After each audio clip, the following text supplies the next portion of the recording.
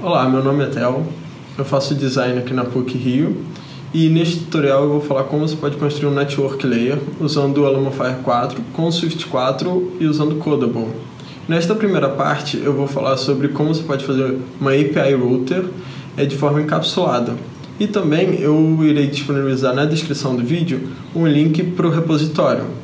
E na segunda parte, quem vai falar é a Jéssica, e ela vai falar como que você pode fazer requests usando esse API Router.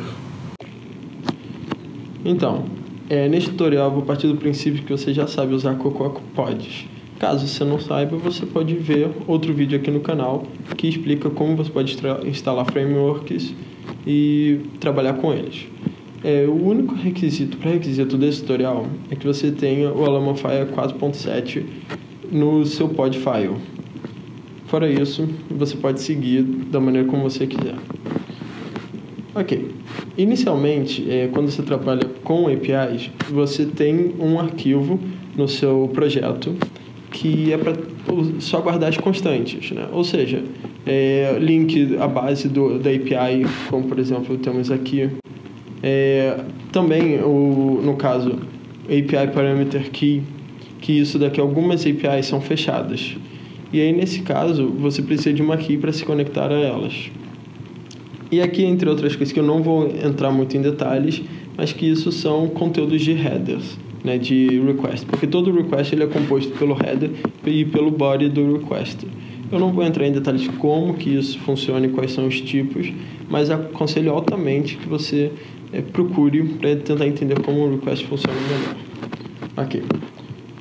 Em seguida, aqui eu criei um arquivo, né, um folder de service, que lá eu vou guardar toda a lógica de como você pode se conectar com a API, no caso o API Router, né, que é o foco nesse tutorial. Dentro dele, aqui eu separei em dois locais, um que é a pasta endpoints, que ele guarda a lógica de cada endpoint, né, que como por exemplo aqui a gente só vai ter um no caso, que vai ser o do weather, e dentro desse weather a gente vai ter para pegar o current weather, né, que ele vai, como o nome já diz, ele vai pegar o clima atual de uma determinada cidade. E temos o forecast. O forecast ele vai retornar a previsão do tempo de, se eu não me engano, até 5 dias para aquela cidade, né? E, bom, nesse caso aqui a gente está usando a API do OpenWeather, que se você quiser testar com ele também, você pode entrar lá, se cadastrar gratuitamente e você consegue uma API Key também para testar o seu projeto. Ok. API Configuration. API Configuration ele é um protocolo, que isso daqui ele vai, para a gente conseguir padronizar todos os endpoints, né? O protocolo ele vai ter que conter um método, que é um HTTP método, que ele pode ser post, get, delete, put, patch, enfim, que eu também não vou entrar em detalhes do que é cada um deles e que eu aconselho que você procure também depois. O path, que é o path relativo à base URL que tem setado no constants.swift, né, para um determinado endpoint, como por exemplo current e o forecast, e os parâmetros. Os parâmetros a gente no caso não vai usar diretamente, porque isso daqui é mais para uso de determinados tipos de request, como por exemplo post, put, que você quer mandar dados para sua API, né, para o seu banco de dados. Nesse caso a gente só vai consumir elas, a gente não vai gravar nenhum dado, a gente só vai ler os dados. Então a gente não vai usar esse daqui por enquanto. Ok. Indo para o endpoint. O endpoint aqui eu começo, né, eu faço um enum que ele vai herdar de API Configuration. Esses nomes aqui você coloca da maneira como você desejar e para o escopo do seu projeto. Ok, aqui eu vou colocar os casos do enum, que no caso, se ele for current, ele tem que possuir o City ID, que no caso é um ID único de uma determinada cidade, como por exemplo Rio de Janeiro, Londres, etc. E a unidade. A unidade, você pode setar com métrico ou imperial, ou seja, basicamente você pode colocar um botão no seu front-end para ele mudar de graus para Celsius, por exemplo. E aqui o próximo é caso seja forecast, que a gente também vai precisar desses dois parâmetros, né? Ok, método. Aqui, como eu basicamente só tenho um tipo de método, né? Ou seja, ambos a gente só vai ler coisas da API, a gente só vai retornar o get. Então, caso seja current ou forecast, a gente vai retornar o método get. O path. O path é aquilo que eu falei, que ele faz um path relativo ao base URL. Então, aqui no caso, isso daqui você tem que ver na documentação da API que você vai usar, né? Então, tipo, aqui, essas informações aqui de como construir esse path, você pode achar na documentação do OpenWeather, né? Que é a API que a gente está usando.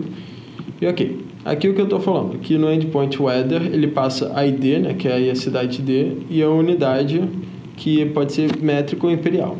Em seguida, eu concateno o constantes, né? O nosso API key que está setado no arquivo de constantes.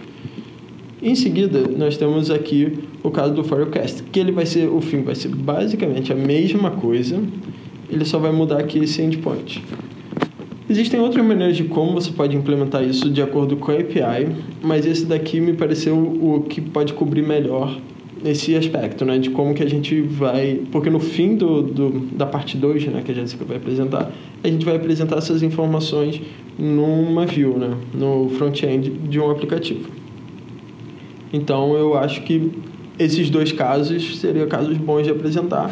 E também, tipo, o usuário poder escolher a cidade, como também a unidade, né. Ok, os parâmetros, como eu falei, isso daqui normalmente é usado quando você vai fazer outros tipos de requests, né, que você quer gravar coisa na sua API. Como no caso a gente não tem nenhum parâmetro, ele vai retornar new.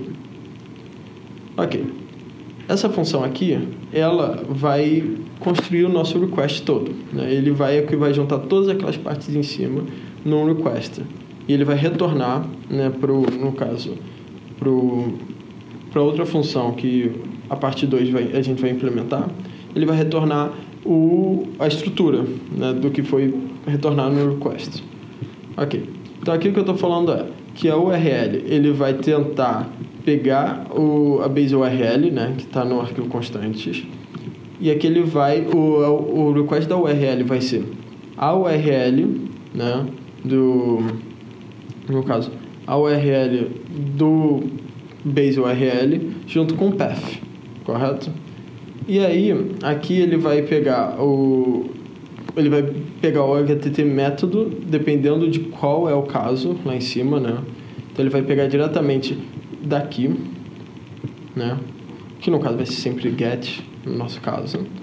E aqui ele vai pegar os common headers, entendeu? Os common headers, explicando superficialmente, ele vai preparar, né? Porque o header no request, ele tem a função para mandar para o servidor, né? Para o servidor se preparar para qual é o tipo de dado que está chegando.